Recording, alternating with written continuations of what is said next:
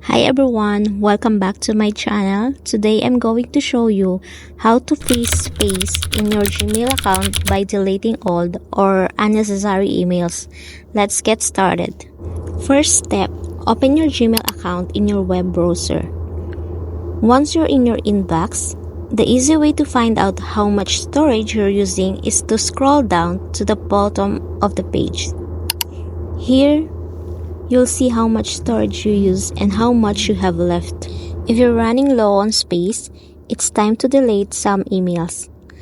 Let's start with the easy method, deleting emails from certain categories. Click on a category like promotions or social.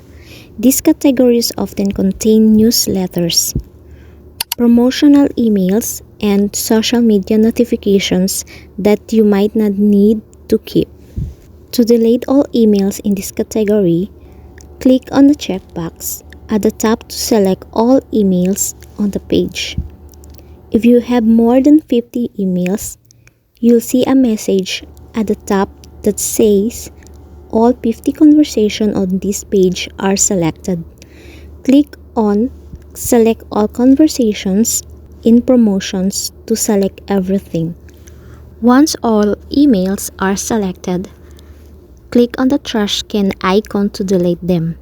Remember, they go to the trash folder and stay there for 30 days before being permanently deleted.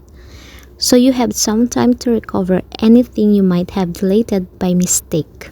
Next, let's delete large attachments. In the search bar, type #attachment larger. This will find emails with attachment larger than 10 megabytes. Review the emails and decide which ones you don't need to select them and delete them as we did before.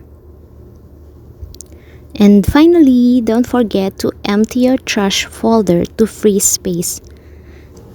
Click on Trash in the left sidebar, then click on the Empty Trash Now at the top.